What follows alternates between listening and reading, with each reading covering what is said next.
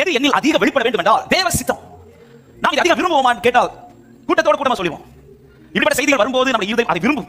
ஆனால் உண்மையா செய்யறோமா கேட்டா அதிகமாய் கிறிஸ்தவருடைய வாழ்க்கையில இது குறைந்து கொண்டுதான் இருக்காது. உண்மையிலே கர்த்தரால் தெரிந்து கொள்ளப்பட்ட அத்தனை பேரும் தேவ சித்தத்தை செய்திருப்போமானால் இன்னைக்கு நம்முடைய தேசம் இயேசுவை அறிந்து கொண்டிருக்கும். நாம் எல்லாருமே எதுக்கு கிறிஸ்துவை பிடிக்கிறோம் என்றால் அவர் சித்தம் நடக்கிறதை விட நம்ம எதிர்பார்க்கிறது நடக்கும். நம்முடைய வாழ்க்கைங்கிற புத்தகத்தில் கர்த்தர் நமக்கு செய்தது நிறைய எழுதிட்டோம். கர்த்தர் செய்தது என்னன்னு கேட்டா இப்போ ஒவ்வொருத்தரையும் விட்டு சாட்சி அடிச்சுடுவோம். ஏன்னா கர்த்தர் செய்ததை சொன்னா அந்த ஆயுள் போதாது. அவ்வளவா எனக்கு நன்மை செஞ்சிருக்கிறார். கர்த்தரால் நான் அதிக நன்மை பெற்றேன் சொல்றவங்க சத்தமா ஆமென் சொல்ல பார்க்கலாம். என் வாழ்க்கைங்கிற புத்தகத்தில் கர்த்தர் செய்தது என்னன்னு எடுத்த பேஜை திருப்பி பார்த்தால் அதை நான் சொல்லிக் கொண்டே இருக்கலாம். ஒரு நாள் இல்ல, ஒரு வருஷம் இல்ல, 2 வருஷம் இல்ல, 4 பத்தாது. ஆனால் பரலோகத்தில் ராஜாவின் சமூகத்தில் எடுக்கப்பட்ட புத்தகத்தில் அவர் என்ன செய்தார் என்று எழுதப்படாது. மாறாய் நான் கர்த்தருக்கு என்ன செய்தேன் என்பது எழுதப்படும். அப்படியானால் ஒரு கொஸ்டினோட இந்த செய்திக்குள் போக விரும்புகிறேன். இன்னைக்கு ஆண்டவர் உங்களுடைய புத்தகத்தை எடுத்து, உங்களுக்காக எழுதப்படுகிற புத்தகத்தை எடுத்து உங்க பேஜை திருப்பி நீங்க கர்த்தருக்கு என்ன செய்தீங்கங்கறதை என்னெல்லாம் பார்க்கலாம்னு திறந்தா எத்தனை பேருக்கு தைரியமா சொல்ல முடியும்? என் பேஜ்ல சிலது எழுதப்பட்டிருக்கும்.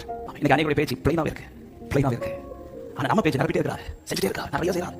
அவருக்கு என்ன செஞ்சீங்க அந்த பேஜை திறந்து பார்த்தா பிளைனாவே இருக்கு. ஒண்ணு வேற வீட்ல போய் ஒரு பக்கம் கர்த்தர் உங்களுக்கு செய்தது எழுதுங்கள். அதை எழுதி முடிக்காது. கொஞ்சம் தூரம் எழுதும்போது நம்ம கண்ணெல்லாம் கண்ணீர் வந்துடும். எங்க கண்ணீர் வந்து ஸ்டாப் பண்ணிடுங்க. அடுத்த பேஜ்ல நான் கர்த்தருக்கு செய்தது டைட்டில் போட்டு எழுத தொடங்க பார்க்கலாம்.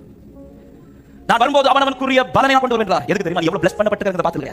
நீ என்கிட்ட எவ்வளவு நன்மை பெற்றிருக்க இத பார்த்தல பலன் வருவது. நீங்க என்னால எவ்வளவு ஆசீர்வதிக்கப்பட்டிருக்கீங்க இத பார்த்தல பலன் வருவது. நீங்க கர்த்தருக்கு என்ன செய்திருக்கிறீர்கள் என்பதை பார்த்துதான் கர்த்தர் எனக்கு பலன் கொண்டு வருவார். நம்ம சத்தமா ஆமென் சொல்ல பார்க்கலாம்.